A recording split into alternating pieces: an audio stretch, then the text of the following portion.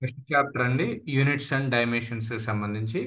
ఇక్కడ ఎస్బిటిఈటి అంటే మీ యొక్క బోర్డ్ ఎగ్జామ్లో, ఫైనల్ ఎగ్జామ్లో ఈ చాప్టర్ నుండి ఫిజిక్స్ టోటల్గా 20 మార్క్స్ ఉంటుంది. 20 + 80 మార్క్స్ అని చెప్పుకున్నాం. టోటల్గా వచ్చేసరికి 100 మార్క్స్. ఓకే, ఈ 100 మార్క్స్లో 20 మార్క్స్ వచ్చేసరికి మీకు unit test 1, unit test 2, unit test 3 అని చెప్పి 3 యూనిట్ టెస్టులు జరుగుతాయి. అంటే ప్రతి 2.5 మంత్స్కి కూడా ఒక యూనిట్ టెస్ట్ అనేది జరుగుతుంది. ఫస్ట్ యూనిట్ టెస్ట్ ఎక్కడి వరకు ఉంటుంది అంటే ఫిజిక్స్లో ఫస్ట్ చాప్టర్ 1.1 నుండి 3.1 వరకు, 1.1 నుండి 3.14 వరకు మీకు యూనిట్ టెస్ట్ 1 అనేది జరుగుతుంది. ఓకే, నెక్స్ట్ ఈ యూనిట్ టెస్ట్ 3 మూడు కూడా, ఈ మూడు అయిపోయిన తర్వాత ఫైనల్ ఎగ్జామ్ ఉంటుంది. ఈ 3 టెస్టుల నుంచి కూడా మీకు 20 మార్క్స్ కన్సిడర్ చేస్తారు. ఎగ్జామ్ అనేది 40 మార్క్స్కి కన్సిడర్ చేసి, అంటే యూనిట్ టెస్ట్ 1, 2 ఇవన్నీ కూడా యావరేజ్ చేసుకుని మనకి 20 మార్క్స్కి చేసుకుంటారు. ఓకే, ఆ 20 ప్లస్ ఈ యొక్క 80 ఎక్స్టర్నల్ ఎగ్జామ్కి 80 చేసుకుని టోటల్గా 100 మార్క్స్కి ఇవ్వడం జరుగుతుంది. సో ఇప్పుడు ఈ 80 మార్క్స్లో మనకి 3 మార్క్స్ వచ్చేసరికి ఫస్ట్ చాప్టర్ మీద ఉంటుంది.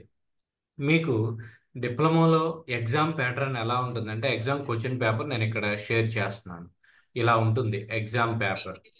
ఎగ్జామ్ పేపర్ వచ్చేసరికి క్వశ్చన్ పేపరు ఈ విధంగా ఉంటుంది. నేను మీకు చూపిస్తాను.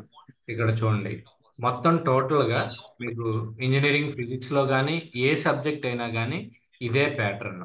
అంటే ఫస్ట్ 10 క్వశ్చన్స్ ఉంటాయండి. 10 క్వశ్చన్స్ కూడా 10 క్వశ్చన్స్ కూడా మీరు అటెండ్ చేయాలి. నో చాయిస్ అనమాట. చాయిస్ అనేది ఉండదు. 10 క్వశ్చన్స్ కూడా 10 × 3 మార్క్స్ 30 మార్క్స్ అండి. 10 × 3 30 మార్క్స్. నెక్స్ట్ పార్ట్ బిలోకి వచ్చేసరికి ఇప్పుడు చూడండి, యూనిట్స్ అండ్ డైమెన్షన్స్లో ఏ క్వశ్చన్ అడిగారు? What are dimensionless quantities? Give 1 example of each. Dimensionless quantities అంటే ఏంటి, వాటికి సంబంధించినటువంటి ఎగ్జాంపుల్స్ ఇవ్వమని చెప్పారు. ఓకే, సో అలానే ఎస్ఐ క్వశ్చన్స్కి వచ్చేసరికి మీకు పార్ట్ బిలో టోటల్గా మీకు టోటల్గా వచ్చేటువంటి క్వశ్చన్స్ మీకు టోటల్గా 8 క్వశ్చన్స్ ఇస్తారు. ఇక్కడ మీకు 8 క్వశ్చన్స్ ఇవ్వడం జరుగుతుంది. 8లో 5 రాయాలి. 8లో 5 రాయాలి. 5 × 10 50 మార్క్స్ అనమాట. 5 × 10 50 మార్క్స్. అంటే మీకు ఈ యొక్క ఎగ్జామ్ ప్యాటర్న్ ఈ విధంగా ఉంటుంది.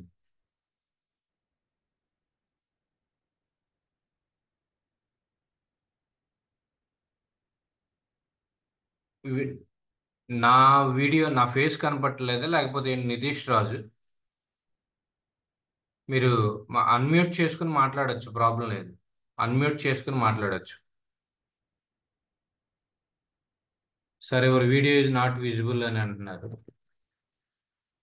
నేను మీ అందరికి కనబడుతున్నానా?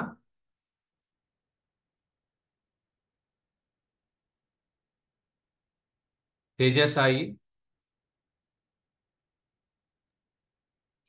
Yes sir. ఓకే, మరి నితీష్ రాజు ఎవరి వీడియో ఇస్ నాట్ విజిబుల్ అని అన్నారు. అది ఒకసారి మీరు మీ యొక్క వైపు నుంచి ఏదైనా ప్రాబ్లం ఉందేమో ఒకసారి చెక్ చేసుకోండి. ఓకే.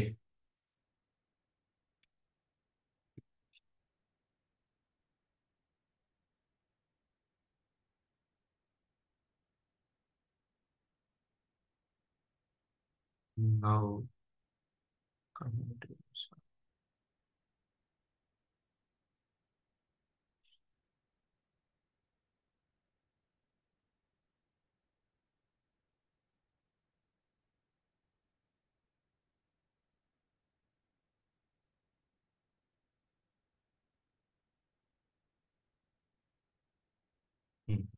టోటల్గా ఓవరాల్గా ఇదండి ఎగ్జామ్ ప్యాటర్న్ వచ్చేసరికి.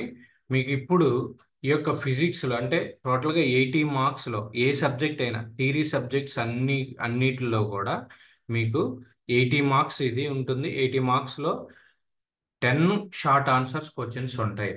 నెక్స్ట్ ఒక 8 క్వశ్చన్స్ ఎస్ఏ క్వశ్చన్స్ ఉంటాయి. 8లో 5 రాయాల్సి ఉంటుంది. అది ఎగ్జామ్ ప్యాటర్న్ 80 మార్క్స్ సంబంధించి. ఇప్పుడు మన యొక్క ఫిజిక్స్లో ఫస్ట్ చాప్టర్ అనేది యూనిట్స్ అండ్ డైమెన్షన్స్. అది బేసిక్ అన్నమాట, అందరికీ కూడా basic subject, basic chapter units and dimension. ఈ యూనిట్స్ అండ్ డైమెన్షన్స్ నుంచి 3 మార్క్స్ ఇస్తారు. నెక్స్ట్ ఏది మీ యొక్క ఫైనల్ ఎగ్జామ్స్ గురించి నేను చెప్తుంది, పాలిటెక్నిక్ యొక్క ఫైనల్ ఎగ్జామ్స్ గురించి. అదే ఈ సెట్లోకి వచ్చేసరికి మీకు 2 క్వశ్చన్స్ ఇస్తారు, 2 బిట్స్, 2 బిట్లు ఇస్తారు అనమాట. యూనిట్స్ యూనిట్స్ అండ్ డైమెన్షన్స్ లో 2 ఆబ్జెక్టివ్ క్వశ్చన్స్ ఇస్తారు. ఓకే. నెక్స్ట్ ఈ యొక్క ఫస్ట్ యూనిట్ సిలబస్ మీకు 3 యూనిట్ టెస్ట్లు ఉంటాయని చెప్పాను కదా. ఆ యొక్క ఫస్ట్ యూనిట్ సిలబస్ లోకి వచ్చేసరికి 1.1 టు 3.14 వరకు ఉంటుంది. సో 1.1 నుంచి 3.14 వరకు కూడా ఉంటుందన్నమాట.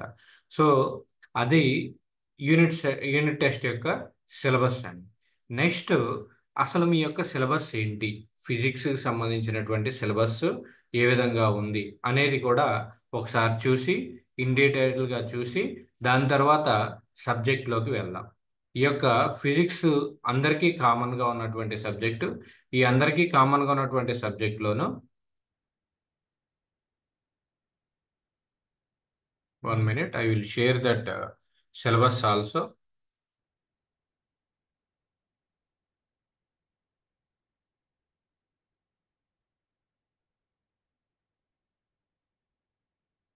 Yeah.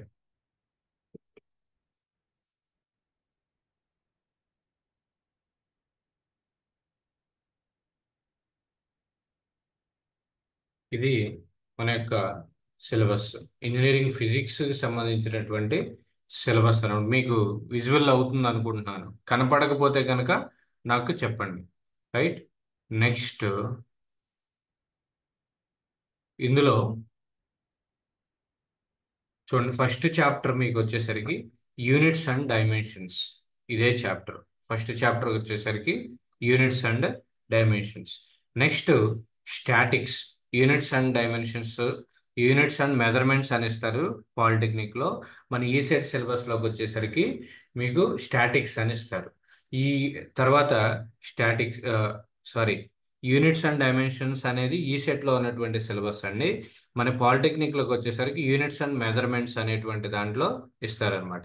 ఈ చాప్టర్ మీకు పాలిటెక్నిక్ కాలేజెస్లో 9 పీరియడ్స్ జరుగుతుంది, 9 పీరియడ్స్.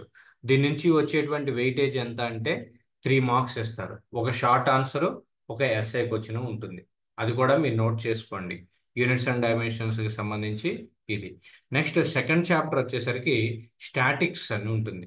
స్టాటిక్స్ అంటే మీరు ఫిజిక్స్లో 10th క్లాస్ ఫిజిక్స్లో కైనమాటిక్స్, కైనెటిక్స్, ఈ 10th క్లాస్ లోపు ఉన్నటువంటి ఫిజిక్స్లో 7th, 8th స్టాండర్డ్లోనే ఉంటుంది కైనమాటిక్స్, కైనెటిక్స్ అనేది.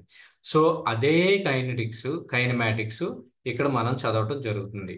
సో అది సెకండ్ చాప్టర్. ఈ యొక్క సెకండ్ చాప్టర్లోకి వచ్చేసరికి మీకు టోటల్గా 13 మార్క్స్ ఇస్తారు. 13 మార్క్స్, 13 మార్క్స్ అంటే ఒక షార్ట్ ఆన్సరు, ఒక ఎస్ఏ టైప్ క్వశ్చన్ వస్తుంది.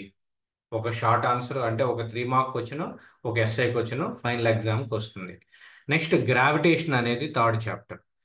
గ్రావిటేషన్ అనేది థర్డ్ చాప్టర్. దీంట్లో 20 మార్క్స్ వెయిటేజ్ ఉంటుంది. గ్రావిటేషన్ 20 మార్క్స్ వెయిటేజ్ ఉంటుంది. రెండు కూడా ఎస్ఐ క్వశ్చన్సే ఇస్తారు, షార్ట్ ఆన్సర్స్ ఉండవు గ్రావిటేషన్కి సంబంధించి. Next concepts of energy, work, power, energy అని మీరు చదువుంటారు 10th క్లాస్ బిలో వరకు కూడా. సో ఈ కాన్సెప్ట్ ఆఫ్ ఎనర్జీలోకి వచ్చేసరికి మీకు 13 మార్క్స్ వెయిటేజ్ ఉంటుంది. 13 మార్కులు ఉంటుంది. ఒక షార్ట్ ఆన్సరు, ఒక ఎస్ఐ క్వశ్చన్ ఇస్తారు ఈ చాప్టర్ నుండి. నెక్స్ట్ థర్మల్ ఫిజిక్స్ అంటే థర్మోడైనమిక్స్, గ్యాస్ లాస్ అనేవి ఉంటాయి. ఓకే, డిఫరెంట్ గ్యాస్ లాస్ అంటే బాయిల్స్ లా, చార్లెస్ లా ఇలా ఉంటాయి. సో వీటిలోకి వచ్చేసరికి మీకు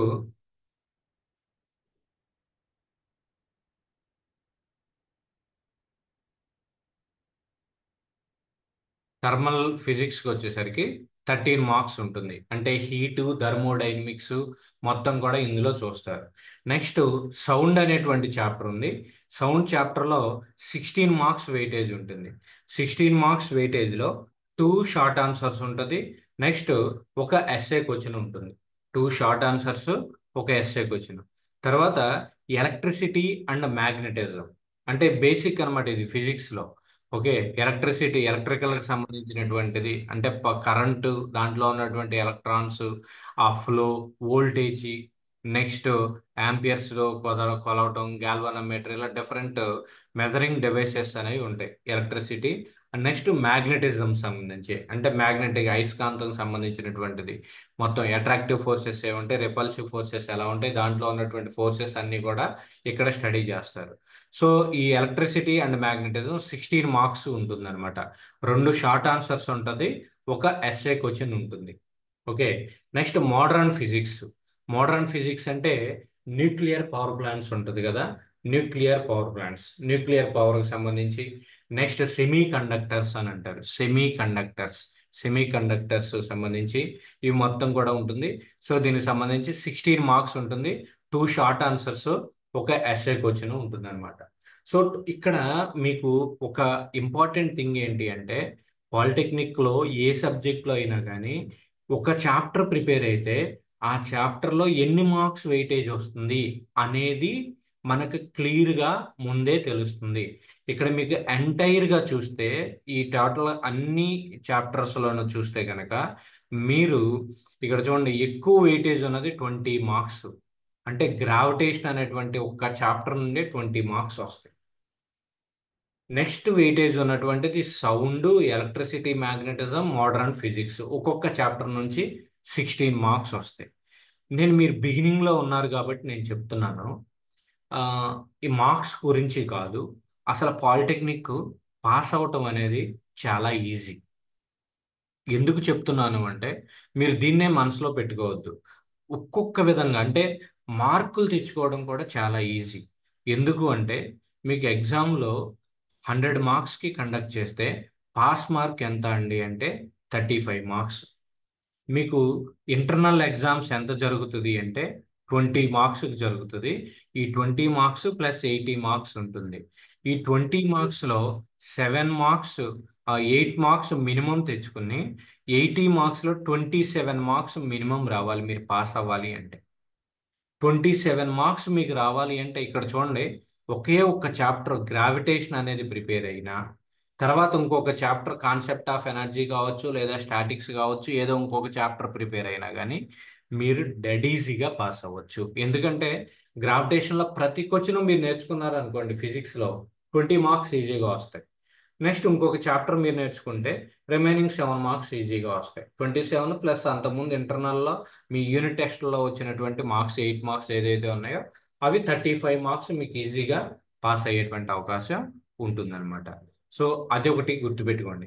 నెక్స్ట్ ఇంకా ఈ 35 వచ్చేసి నెక్స్ట్ కాన్సెప్ట్ ఇంకొక 2-3 చాప్టర్లు ఎక్స్ట్రా చదివారు అనుకోండి, ఏమవుతుంది, ఆటోమేటిక్గా మీ యొక్క స్కోర్ అనేది ఈజీగా పెరుగుతుంది, మీ యొక్క స్కోర్ అనేది ఈజీగా పెరుగుతుంది అనమాట. సో ఇది దీనికి సంబంధించినటువంటి ఇంట్రడక్షన్. నెక్స్ట్ అసలు సిలబస్ చూద్దాం ఒకసారి. యూనిట్స్ అండ్ డైమెన్షన్స్ లో మనం ఏం నేర్చుకోబోతున్నాం అనేది ఒకసారి చూద్దాం.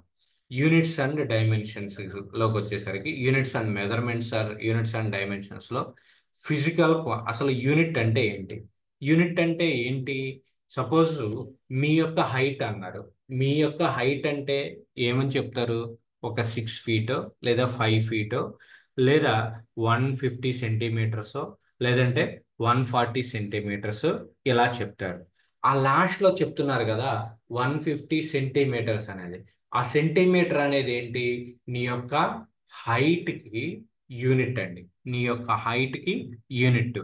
ఓకే, నెక్స్ట్ సపోజ్ మీ ఇంటి దగ్గర నుంచి మీ యొక్క కాలేజీకి ఎంత డిస్టెన్స్, ఎంత దూరం అన్నారు అనుకోండి. సపోజ్ ఒక 20 కిలోమీటర్స్ అన్నారు. ఆ కిలోమీటర్స్ అనేది ఏంటి అంటే యూనిట్ అన్నమాట. ఆ 20 కిలోమీటర్స్, కిలోమీటర్స్ అనేది ఏంటండి అంటే యూనిట్ అండి, కిలోమీటర్స్ అనేది యూనిట్. అలా ఒక ఇంజనీర్గా, పాలిటెక్నిక్ అంటే మీరు ఒక ఇంజనీరే అనమాట. ఓకే, ఒక ఇంజనీర్గా మీరు ప్రతి ఒక్క దాన్ని కూడా దాని యొక్క మెజర్మెంట్ అనేది తీసుకుంటారు. సపోజ్ ఈ పెన్ను ప్రిపేర్ చేయాలి అంటే దీని యొక్క లెంత్ తెలియాలి, విడ్త్ తెలియాలి, దీని యొక్క డయామీటర్ తెలియాలి, అంటే ఆ డయామీటర్ యొక్క యూనిట్ తెలియాలి. కొంతమంది మిల్లీమీటర్స్లో మెజర్ చేస్తారు, కొంతమంది సెంటీమీటర్స్లో మెజర్ చేస్తారు, లేదా కొంతమంది మీటర్స్లో మెజర్ చేస్తారు. సో దానికి ప్రతి ఒక్క క్వాంటిటీకి కూడా యూనిట్ అనేది ఇంపార్టెంట్. మీరు ఒక్క ఫిజిక్స్లోనే కాదు, నెక్స్ట్ రాబోయే రోజుల్లో డిఫరెంట్ సబ్జెక్ట్స్ మీరు చదువుకుంటారు, డిఫరెంట్ ప్రాబ్లమ్స్ చేస్తారు. ప్రాబ్లంలో ఎప్పుడు కూడా సొల్యూషన్స్ అప్పుడు యూనిట్ కన్వర్షన్ అనేది చాలా ఇంపార్టెంట్. అందుకనే నేను కూడా బేసిక్ ఇది కాబట్టి ఈ బేసిక్నే నేను చెప్తున్నాను. ఇది పర్ఫెక్ట్గా ఎప్పుడు కూడా ఒకటి గుర్తుపెట్టుకోండి, బేసిక్ అనేది పర్ఫెక్ట్గా నేర్చుకుంటే తర్వాత రిమైనింగ్ ఆటోమేటిక్గా నేర్చుకోవచ్చు. నెక్స్ట్ ఇంకేముంటుందంటే physical quantity, fundamental physical quantities, derived physical quantities ఇలా ఉంటుంది. అది నేను మీకు చెప్తాను. ఇలా ఈ యొక్క చాప్టర్ మొత్తం కూడా యూనిట్స్ మెజర్మెంట్సే. అంటే యాంగిల్స్ని దేంతో మెజర్ చేస్తారు, వెలాసిటీని దేంతో మెజర్ చేస్తారు, కరెంటుని దేంతో మెజర్ చేస్తారు, అలా డిఫరెంట్ టైప్స్ ఆఫ్ యూనిట్స్ అనేవి ఉంటాయి. దాంట్లో ఉండేటువంటి ఎర్రర్స్ ఏంటి అంటే, కొంతమంది ఈ పెన్ను యొక్క లెంత్ ఒక 15 సెంటీమీటర్స్ అనుకోండి, నేను మెజర్ చేస్తే 15 సెంటీమీటర్స్ వచ్చింది, మీరు మెజర్ చేస్తే 15.1 వచ్చింది అనుకోండి, ఇంకొకరు మెజర్ చేస్తే 15.2 వచ్చింది అనుకోండి. అసలు యాక్చువల్గా దీని యొక్క కరెక్ట్ లెంత్ ఎంత? 15 సెంటీమీటర్స్. ఒకరికి 15.1 రావచ్చు, 15.2 రావచ్చు. అది దాన్నే ఆ ఎర్రర్ అంటారు. అలాంటి ఎర్రర్స్ ఎలా ఉంటాయి అనేది కూడా ఈ యొక్క చాప్టర్లో మనం డిస్కస్ చేస్తాము. నెక్స్ట్ వచ్చేసరికి మీకు సెకండ్ చాప్టర్ వచ్చేసరికి ఈ understanding the concepts of statics. Statics అంటే ఏంటి అంటే, సింపుల్గా నేను ఒక ఒక బేసిక్గా చెప్తా, ఒకసారి చూడండి. హై లెవెల్కి వెళ్ళట్లా బిగినింగ్లోనే. సపోజ్ ఇది ఒక బాడీ, ఓకే, ఈ బాడీ ఇలా ఉంది, ఓకే. సపోజ్ ఎగ్జాంపుల్గా మొబైల్ ఉంది, ఈ మొబైల్నే మీరు ఒక కారుగా అనుకోండి. ఈ కార్ అనేది మూవ్ అవ్వాలి అనుకోండి, ఓకే. ఈ కార్ అనేది మూవ్ అవ్వాలి అంటే దాని మీద మీరు ఫోర్స్ అనేది అప్లై చేయాలి. ఫోర్స్ అర్థమవుతుందా, అర్థం కావట్లేదా? ఫోర్స్ అనేది అప్లై చేయాలి. ఈ ఫోర్స్ అప్లై చేస్తేనే ఈ బాడీ మూవ్ అవుతుంది, ఓకే. సో స్టాటిక్స్ అంటే ఏంటి అంటే, ఈ కారు ఎలాంటి ఫోర్స్ అప్లై చేసినా చేయకపోయినా మూవ్ అవ్వట్లేదు అనుకోండి. మూవ్ అవ్వకుండా అంటే మోషన్లో లేదు, బాడీ అనేది మూమెంట్లో లేదు కాబట్టి, మూమెంట్లో లేకుండా దాని మీద యాక్ట్ అయ్యేటువంటి ఫోర్సెస్ని నువ్వు స్టడీ చేస్తే దాన్ని ఏమంటారు అంటే స్టాటిక్స్ అంటారు. అదే బాడీ మూవ్ అవుతుంది, కార్ అనేది ట్రావెల్ అవుతా ఉంది అంటే కార్ అనేది మూవ్ అవుతా ఉంది అనుకోండి, అప్పుడు ఏమవుతుంది? దాన్ని స్టడీ చేస్తే దాన్ని ఏమంటారు అంటే డైనమిక్స్ అంటారు. స్టాటిక్స్, డైనమిక్స్ అని రెండు ఉంటాయండి. స్టాటిక్స్ అంటే if you study the body in the rest position, rest పొజిషన్లో ఉన్నప్పుడు స్టడీ చేస్తే, దాని మీద యాక్ట్ అయ్యేటువంటి ఫోర్సెస్ని స్టడీ చేస్తే అది స్టాటిక్స్ అని అంటారు. బాడీ రెస్ట్ పొజిషన్లో ఉన్నప్పుడు స్టడీ చేస్తే దాన్ని స్టాటిక్స్ అని అంటారు. అదే బాడీ మూవ్ అవుతా ఉంది, ఒక కార్లో నువ్వు వెళ్తా ఉన్నావు, ఓకే, దాన్ని ఏమంటారు అంటే అది స్టడీ చేయడం, దాని మీద యాక్ట్ అయ్యేటువంటి ఫోర్సెస్ని స్టడీ చేయడాన్ని ఏమంటారు అంటే డైనమిక్స్ అంటారు. కాబట్టి ఈ చాప్టర్లో ఏంటి అంటే, బాడీ రెస్ట్లో ఉన్నప్పుడు దాని మీద యాక్ట్ అయ్యేటువంటి ఫోర్సెస్ని మనం స్టడీ చేస్తాం, దాన్నే స్టాటిక్స్ అంటారు. అంటే ఇక్కడ ఏమేమి డిస్కస్ చేస్తారు అంటే vector quantity, scalar quantity. Vector అంటే మీకు తెలుసు, it is having both magnitude and direction. అయితే అంటే వాల్యూ ఉంటుంది ప్లస్ డైరెక్షన్ ఉంటే అది వెక్టార్ అంటారు. అది నెక్స్ట్ స్కేలార్ అంటారు. స్కేలార్ అంటే ఏంటి అంటే ఓన్లీ మ్యాగ్నిట్యూడ్ మాత్రమే ఉంటుంది, అంటే వాల్యూ మాత్రమే ఉంటే దాన్ని స్కేలార్ అంటారు. సో ఈ చాప్టర్లో అవి చూస్తారు. నెక్స్ట్ లామిస్ థియరం అని, నెక్స్ట్ డిఫరెంట్ ఫోర్సెస్ అనేవి ఉన్నాయన్నమాట. ఈ ఫోర్సెస్ అన్నీ కూడా ఇక్కడ చూస్తారనమాట కాన్సెప్ట్స్ ఆఫ్ స్టాటిక్స్లో, ఓకే. నెక్స్ట్ దాని తర్వాత థర్డ్ చాప్టర్కి వచ్చేసరికి మీకు understand the concepts of gravitation. Gravitation, okay. Gravitation అంటే మీకు ఆల్రెడీ తెలుసు, ఇక్కడ ఈ పెన్ ఇలా ఉంది, దీన్ని వదిలేశాను అనుకోండి, ఏమైంది? కింద పడిపోతుంది. దేనివల్ల పడిపోతుంది? Due to the gravitation. Due to the gravitation. Example, ఇంకొక ఎగ్జాంపుల్ చెప్తా. రీసెంట్గా మీకు ఒక బయట లైవ్ ఎగ్జాంపుల్, సునీత విలియమ్స్ గారు అని తెలుసా మీకు? సునీత విలియమ్స్ అంటే ఆమె వ్యోమగామి, అంటే అంతరిక్షంలోకి వెళ్ళినటువంటి మహిళ. ఇప్పుడు ప్రజెంట్ ఇంకా స్పేస్లోనే ఉన్నారు ఆమె, ఓకే. అక్కడ గ్రావిటేషనల్ ఫోర్స్ అనేది డిఫరెంట్గా ఉంటుంది. మన దగ్గర ఉన్నటువంటి గ్రావిటేషనల్ ఫోర్స్ అనేది డిఫరెంట్గా ఉంటుంది. సో ఈ యొక్క గ్రావిటేషన్ అర్థం చేసుకొని గ్రావిటేషన్ని స్టడీ చేస్తే అలాంటి రీసెర్చ్గా అంటే స్పేస్లోకి వెళ్ళాలి అంటే ఈ యొక్క గ్రావిటేషన్ మీద కంప్లీట్ పిహెచ్డి అనేది ఉండాలన్నమాట. ఓకే, పిహెచ్డి అంటే ఐ మీన్ దాని మీద ఎక్స్పర్ట్ అయి ఉండాలి, అసలు ఆ గ్రావిటేషనల్ ఫోర్స్ ఎక్కడ ఎలా యాక్ట్ అవుతుంది అనేది. సో ఈ యొక్క చాప్టర్లో మీకు ఈ గ్రావిటేషన్ అనేది చూస్తారు. ఇక్కడ చూడండి, మీకు ఎగ్జాంపుల్ స్పేస్కి సంబంధించి శాటిలైట్స్ అని ఉన్నాయి. Okay, geostationary satellite, artificial satellites, ఇక్కడ చూడండి డిఫైన్ శాటిలైట్స్, దానికి సంబంధించే మీకు ఈ గ్రావిటేషన్ అనేటువంటి చాప్టర్ అనేది ఉంది. ఓకే, నెక్స్ట్ అది థర్డ్ చాప్టర్. నెక్స్ట్ ఫోర్త్ చాప్టర్కి వచ్చేసరికి ఎనర్జీ అంటారు. Energy, okay, understand the concepts of energy. Energy అంటే మీకు different law of conservation of energy అంటారు. శక్తి నిత్యత్వ నియమం అంటే ఎనర్జీని ఒక ఫామ్ నుంచి ఇంకో ఫామ్లోకి కన్వర్ట్ చేయొచ్చు, కానీ దాన్ని కొత్తగా క్రియేట్ చేయలేవు, నెక్స్ట్ డిస్ట్రాయ్ చేయలేవు. Energy can be converted from one form to another form, but it cannot be destroyed or created. Okay, అదే law of conservation of energy అనమాట. డిఫరెంట్ ఎనర్జీస్ ఉంటాయి. అండ్ మనం చూసే కరెంట్ ఉందండి, కరెంట్ ఏంటి? Electrical energy. Next body move అవుతుంది అంటే bus కానీ కార్ కానీ మూవ్ అవుతుంది, అదేంటి? Mechanical energy. మోటార్ రన్ అవుతుంది, మోటార్ మీరు డైలీ చూసే వాటర్ మోటార్ ఉంటుంది కదా, ఆ మోటార్ రన్ అవుతుంది, అదేంటి? అది కూడా మెకానికల్ ఎనర్జీ. నెక్స్ట్ బ్యాటరీస్ ఉన్నాయి, బ్యాటరీలో ఏముంటుంది? కెమికల్స్ ఉంటాయి, ఆ కెమికల్స్ నుంచి ఎలక్ట్రిసిటీ అనేది జనరేట్ అవుతుంది. ఆ కెమికల్స్ అనేది ఏంటి అంటే chemical energy. So chemical energy is converted in to the electrical energy. Okay, అలా డిఫరెంట్ టైప్ ఆఫ్ ఎనర్జీస్ ఉన్నాయి. అలానే వర్క్, వర్క్ అంటారు. ఇప్పుడు నువ్వు ఒక పని, ఒక టాస్క్ ఇచ్చారండి నీకు, ఒక టాస్క్ ఇచ్చినప్పుడు ఆ టాస్క్ కంప్లీట్ చేస్తే నీ వర్క్ కంప్లీట్ అయిపోయింది అంటారు. ఇప్పుడు నీ మోటార్ ఉంది, ఎలక్ట్రిక్ మోటార్, మీ ఇంట్లో చూసేటువంటి మోటార్, మోటార్ యొక్క ఫంక్షన్ ఏంటి అంటే, మోటార్ యొక్క ఫంక్షన్ ఏంటి? ఎనీబడి టెల్ మీ, మోటార్ యొక్క ఫంక్షన్ ఏంటి? మ్యూట్ చేసుకోండి, అన్మ్యూట్ చేసుకోండి, మీరు ప్రాబ్లం లేదు, మాట్లాడొచ్చు. It convert electrical energy into mechanical energy, sir. Very good, electrical energy into mechanical energy, very good. అంటే ఏమవుతుంది? మోటార్ ఎలక్ట్రికల్ ఎనర్జీని తీసుకుని అక్కడ ఉన్నటువంటి మోటార్ యొక్క పంపింగ్ ని రన్ చేస్తుంది. పంపింగ్ రన్ చేయడం అంటే అది మెకానికల్ ఎనర్జీ. ఆ మెకానికల్ ఎనర్జీని యూజ్ చేసుకుని హైడ్రాలిక్ ఎనర్జీగా కన్వర్ట్ చేస్తుంది. హైడ్రాలిక్ ఎనర్జీ అంటే ఏంటి అంటే వాటర్ ని పైకి లిఫ్ట్ చేయడం జరుగుతుంది. ఒక ఎలక్ట్రిక్ మోటార్లో 3 స్టెప్స్ జరుగుతుంది. ఓకే, ఏమేమి స్టెప్స్ జరుగుతుంది? Electrical energy is converted into the mechanical energy, mechanical energy is converted into the converted into the hydraulic energy, water form లోకి కన్వర్ట్ చేయడం జరుగుతుంది అనమాట. సో అలా ఏ అప్పుడు ఏంటి? వాటర్ లిఫ్ట్ చేసి నీ యొక్క ట్యాంక్ లోకి పంపించేస్తుంది, అది వర్క్ డన్ అనమాట. అయితే మీరు ఇచ్చిన ఎలక్ట్రికల్ ఎనర్జీ అంతా కూడా యూజ్ అవుతుందా అంటే యూజ్ అవ్వదు. ఓకే, కొంత లాస్ అనేది జరుగుతుంది, అవుట్పుట్ అనేది తగ్గిపోతుంది. దానికి బెస్ట్ ఎగ్జాంపుల్ ఏంటి అంటే, ఇప్పుడు నేను ఈరోజు క్లాస్లో ఒక 50 పాయింట్లు చెప్పాను అనుకోండి, 50 పాయింట్లు మీకు రిసీవ్ అవుతాయా? అవో, ఒక 40 45 లేదా ఒక 35 రిసీవ్ అవుతాయి. ఓకే, రిమైనింగ్ 15 ఏమవుతుంది? మీకు లాస్ అయింది. ఓకే, రిసీవ్ చేసుకోవడంలో మిస్టేక్ జరగడమో లేదంటే మీకు అర్థం కాకపోవడమో జరుగుతుంది. సో ఆ 15% అనేది ఏంటి అంటే లాస్ అన్నమాట. సో అవుట్పుట్ ఏంటి ఇక్కడ? 35% లేదంటే 45% వస్తుంది కదా, ఆ 40 పాయింట్స్ అనేది అవుట్పుట్ అండి. అదే వర్క్.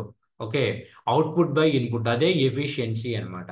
సో ఇక్కడ కూడా ప్రతి మిషనరీలోనూ కూడా మీరు ఒక ఇంజనీర్గా ప్రతి చోట కూడా మిషనరీతో వర్క్ చేయాల్సి వస్తుంది. కాబట్టి ఎఫిషియన్సీ అనేది ఇంపార్టెంట్, దాన్ని బట్టి వర్క్ డన్ అనేది వస్తుంది, వర్క్ డన్ బేస్ చేసుకుని ఎఫిషియన్సీ. సో ఈ చాప్టర్లో మనం డిఫరెంట్ ఎనర్జీస్ని చూస్తాము, వర్క్ డన్ దాని రిలేషన్స్ ఏంటి, కైనెటిక్ ఎనర్జీ ఎలా ఉంటుంది, పొటెన్షియల్ ఎనర్జీ ఎలా ఉంటుంది, డిఫరెంట్ ఎనర్జీస్, దాని యొక్క ఎగ్జాంపుల్స్ అన్నీ కూడా ఈ యొక్క ఫిజిక్స్ చాప్టర్లో, కాన్సెప్ట్స్ ఆఫ్ ఎనర్జీ అనేటువంటి చాప్టర్లో మనం చూడటం జరుగుతుంది. నెక్స్ట్ వచ్చేసరికి కాన్సెప్ట్స్ ఆఫ్ థర్మల్ ఫిజిక్స్. ఇందాక చెప్పాను నేను, ప్రతి చోట కూడా ప్రతి ఒక్క ఇండస్ట్రీలోనూ కూడా ఎస్పెషియల్గా ఈ యొక్క చాప్టర్ అన్ని బ్రాంచెస్కి యూజ్ అవుతుంది. ఎలా అంటే హీటు, టెంపరేచర్, హీటు టెంపరేచర్ అంటే మీరు మొబైల్ వాడతారు. మొబైల్ కంటిన్యూగా ఒక 1 అవర్ వాడారు అనుకోండి, ఏమవుతుంది మీ యొక్క మొబైల్ చెప్పండి? ఎనిబడి?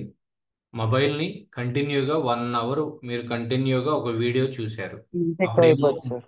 ఆ? టెంపరేచర్ పెరిగిపోద్ది. టెంపరేచర్ పెరిగిపోతుంది. Very good. హీట్ అనేది పెరుగుతుంది. సో హీట్ దాని అంటే ఈ మొబైల్ని తయారు చేసే వాళ్ళు ఒక ఇంజనీరే కదా. డిజైన్ చేసేది, దీని యొక్క ఫీచర్స్ అన్ని సెట్ చేసేది ఒక ఇంజనీరే. సో కాబట్టి ఆ ఇంజనీర్ ఏం దృష్టిలో పెట్టుకుంటారు అంటే ఇది ఎంతసేపు వాడితే ఎంత హీట్ జనరేట్ అవుతుంది.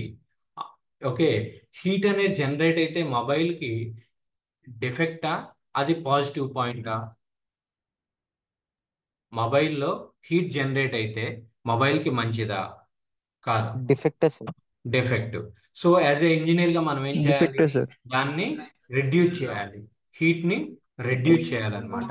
సో హీట్ని రెడ్యూస్ చేయాలి అంటే మనం డిజైన్ అనేది పర్ఫెక్ట్గా చేసుకోవాలి. ఓకే, సో కాబట్టి అది important. So heat temperature, suppose ఇది మొబైల్గా చెప్పాను నేను. ఇది జనరల్గా ఈసీఈ బ్రాంచ్ స్టూడెంట్స్ దీంట్లో ఉన్నటువంటి మదర్ బోర్డ్స్ కానీ, దాంట్లో ఉన్నటువంటి చిప్స్ కానీ, దానికి సంబంధించినటువంటి నెట్వర్క్ కానీ వాళ్ళు డిజైన్ చేస్తారు. దీనికి ఎలక్ట్రిసిటీ, బ్యాటరీకి సంబంధించి ఎలక్ట్రికల్ స్టూడెంట్స్ ఇన్వాల్వ్ అయ్యి దాని వర్క్ అంతా కూడా ఎలక్ట్రికల్ డిపార్ట్మెంట్ చేస్తారు. లోపల ఉండేటువంటి సాఫ్ట్వేర్ సిఎంఈ స్టూడెంట్స్ చేస్తారు. ఓకే, ఇదంతా మ్యానుఫ్యాక్చరింగ్ ఎవరు చేస్తారు అంటే మెకానికల్ ఇంజనీర్ చేస్తారు. అంటే ప్రతి ఒక్క ఇండస్ట్రీలోనూ కూడా ఈ 5 బ్రాంచెస్ ఉంటుంది. ఇప్పుడు లోపల ఉన్నటువంటి సాఫ్ట్వేర్ అప్డేట్ చేసేది, సాఫ్ట్వేర్ క్రియేట్ చేసేది సిఎంఈ స్టూడెంట్స్. దీనిలో ఉన్నటువంటి మదర్ బోర్డు, దాని యొక్క డిజైన్, సర్క్యూట్ అంతా చూసేది ఎలక్ట్రానిక్ స్టూడెంట్. దీనికి సప్లై చేసేటువంటి పవర్ చూసేది ఎలక్ట్రికల్ స్టూడెంట్. వీటన్నిటిని కూడా, ప్రతి ఒక్క కాన్సెప్ట్ని కూడా మ్యానుఫ్యాక్చర్ చేసేది ఎవరు అంటే మెకానికల్ ఇంజనీరింగ్ స్టూడెంట్. సో ఇలా దీని డిజైన్ అనేది తెలుసుకోవాలి. అలా ప్రతి ఒక్కటి ఏ కంపెనీ, ఇప్పుడు మీరు ల్యాప్టాప్ తీసుకున్నా కానీ అదే సిస్టమ్ జరుగుతుంది. దానిలో సాఫ్ట్వేర్ ఒకరు చూస్తారు, దానిలో ఉన్నటువంటి మదర్ బోర్డ్ డిజైన్ ఒకరు చూస్తారు, దానికి సప్లై చేసేటువంటి పవర్ ఒకరు చూస్తారు, నెక్స్ట్ దాని యొక్క టోటల్ మ్యానుఫ్యాక్చరింగ్ అనేది ఒకరు చూస్తారు. సో అది, సో ఇక్కడ ఈ యొక్క థర్మల్ హీట్ అనేది ప్రతి ఒక్క చోట కూడా ఉపయోగపడుతుంది, దాని గురించి ఉంటుంది అనమాట. Next sound, sound waves, sound waves సంబంధించినటువంటి సబ్జెక్ట్ ఇది. ఇప్పుడు ప్రజెంట్ ఇది ఎందుకు ఇన్వాల్వ్ చేశారు అంటే మీరు ఒక 1 అవర్ ఒక జర్నీ చేశారు అంటే lot of noise, lot of sound from the vehicles, లేదా ఇండస్ట్రీస్లో వర్క్ చేస్తూ ఉంటారు మీరు. పెద్ద పెద్ద ఎక్విప్మెంట్స్ అన్నీ కూడా రన్ అవుతూ ఉంటాయి, దాని యొక్క సౌండ్ అనేది పెరుగుతూ ఉంటుంది. ఓకే, కాబట్టి ఆ సౌండ్ అనేది రెడ్యూస్ చేసుకుంటూ రావాలి. నెక్స్ట్ దానికి ఒక బెస్ట్ ఎగ్జాంపుల్ నేను చెప్తా. ఒక వెహికల్ తీసుకున్నారు, ఒక 2 వీలర్, ఒక బైక్ అనేది తీసుకున్నారు అనుకోండి. ఆ బైక్ ఏమయ్యేది పాత రోజుల్లో, బాగా ఎక్కువ సౌండ్ అనేది వచ్చేది బైక్ రన్ చేస్తూ ఉంటే. ప్రజెంట్ ఏమవుతుంది, దాని యొక్క సౌండ్ అనేది, నాయిస్ అనేది చాలా రెడ్యూస్ అయిపోతూ ఉంటుంది. అందులో భాగంగానే ఇప్పుడు ఎలక్ట్రిక్ వెహికల్స్ వచ్చినాయి. ఎలక్ట్రిక్ వెహికల్స్ అసలు ఏమన్నా సౌండ్ అనేది వస్తుందా? రాదు. సౌండ్ పొల్యూషన్ కూడా కొంత, చాలా వరకు harmful to the human being and to the animals also. Okay, living beings అన్నిటికీ కూడా సౌండ్ పొల్యూషన్ కూడా హార్మ్ఫుల్లే. ఓకే, సో కాబట్టి అసలు ఎంత సౌండ్ అనేది లిమిట్గా ఉండాలి, ఆ సౌండ్ వల్ల వచ్చేటువంటి ఇంపాక్ట్ ఎలా ఉంటుంది, ఆ సౌండ్ని ఎలా రిడ్యూస్ చేయాలి అనేది మొత్తం కూడా మనం ఈ యొక్క చాప్టర్లో డిస్కస్ చేస్తాం. ఓకే, అది నెక్స్ట్. నెక్స్ట్ వచ్చేసరికి electricity and magnetism. Electricity and మ్యాగ్నెటిజంకి వచ్చేసరికి ఈ ఇక్కడ ఎలక్ట్రిసిటీ అంటే బ్రీఫ్గా చెప్పాలంటే మీ యొక్క రెగ్యులర్గా చూసేటువంటి కరెంట్. ఓకే, అసలు దాంట్లో ఉన్నటువంటి బేసిక్స్, ఏ టర్మ్స్ ఉంటాయి, కరెంట్కి ఉండేటువంటి యూనిట్స్ ఏంటి, ఇక్కడ చూడండి మీకు potential difference, EMF electromotive force, Ohm's law గురించి చూస్తాం, resistance, Kirchhoff first law, Kirchhoff second law, Wheatstone bridge.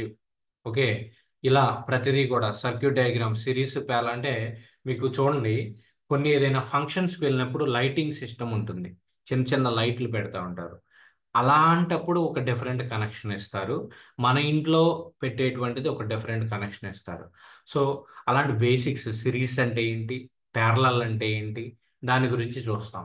Next magnetism. Magnetism మీకు ఆల్రెడీ 10th క్లాస్ లోపు చూసే ఉంటారు.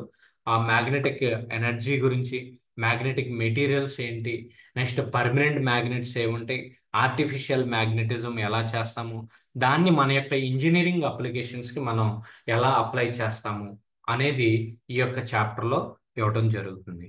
నెక్స్ట్ అలానే దాని తర్వాత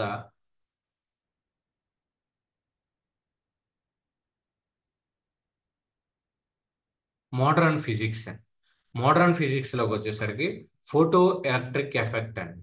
మోడర్న్ ఫిజిక్స్లోకి వచ్చేసరికి మీకు semi conductors main.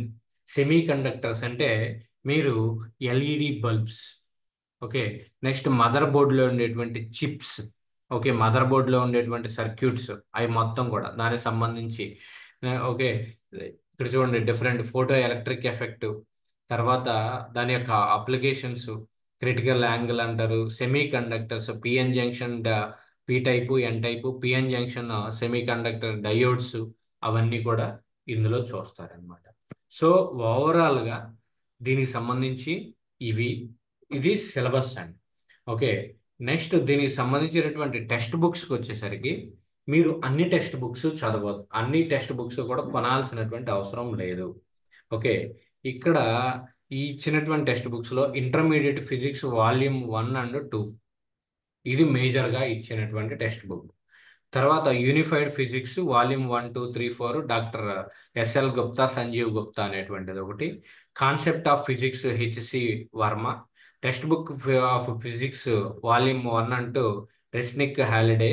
Fundamental physics by Brijlal Subrahmanyam. Text book of applied physics Dhanpat Rai series. Next NCERT text books class 11th to 10th 12th standard. అయితే ఇవన్నీ టూ మచ్ కాస్ట్లో ఉంటుంది. ప్లస్ పాలిటెక్నిక్కి కంటే ఎక్కువ సిలబస్ ఉంటుంది.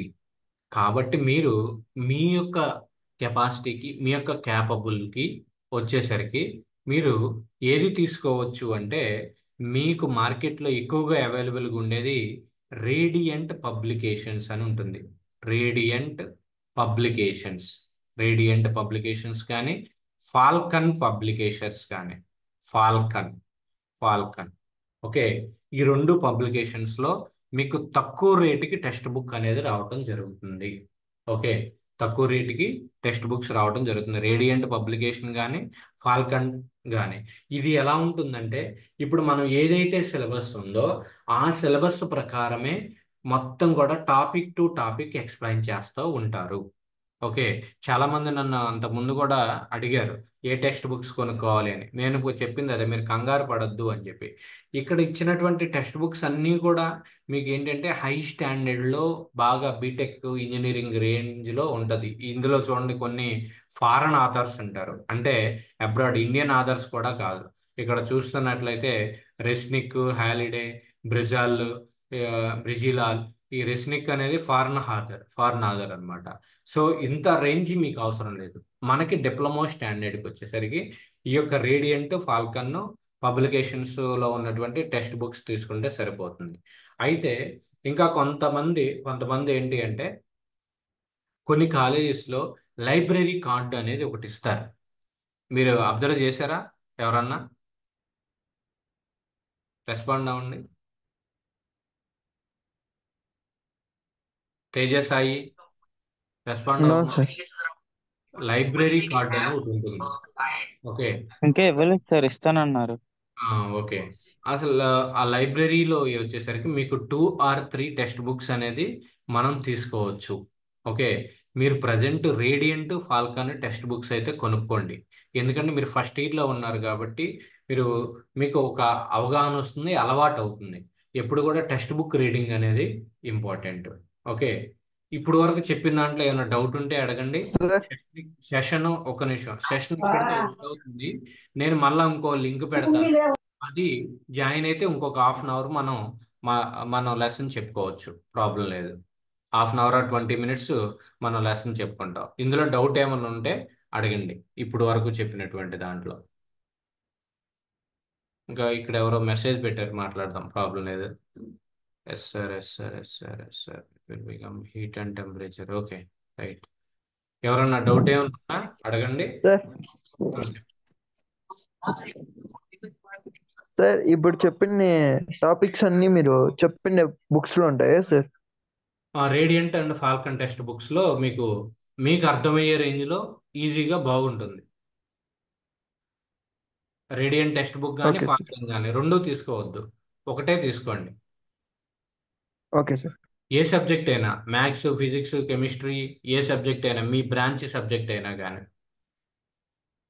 ఓకే ఓకేనా? సార్. అదే మీ కాలేజీలో లైబ్రరీ ఉంది అనుకోండి, లైబ్రరీ ఉంటే ఏం చేయొచ్చు అంటే, ఇప్పుడు కింద నేను కొన్ని రెఫరెన్స్ టెక్స్ట్ బుక్స్ అని చెప్పాను చూసారా, అవి అక్కడ ఉపయోగించుకోండి. రేడియంట్ ఫాల్కన్ మాత్రం మీ దగ్గర పెట్టుకోండి, చదువుకోవడానికి బాగుంటుంది. ఇంకా ఏమైనా డౌట్ అడగండి. చాలా మంది ఉన్నారు, 12 మంది ఉన్నారు మన దాంట్లో. ఓకే, సెషన్ ఎండ్ అవుతుంది. ఒక 5 మినిట్స్ గ్యాప్ తీసుకుని మళ్ళా మీకు ఇంకొక లింక్ పెడతాను, వెంటనే జాయిన్ అవ్వండి, టైం వేస్ట్ చేసుకోవద్దు. ఓకే, ఒక 5 మినిట్స్ లోపు మీకు లింక్ వస్తుంది అనమాట. ఓకే, ఇప్పుడు సబ్జెక్ట్లోకి వెళ్దాం. యూనిట్స్ అండ్ డైమెన్షన్స్లో ఉన్నటువంటి కాన్సెప్ట్స్ అనేది మీకు చెప్తాను. రైట్.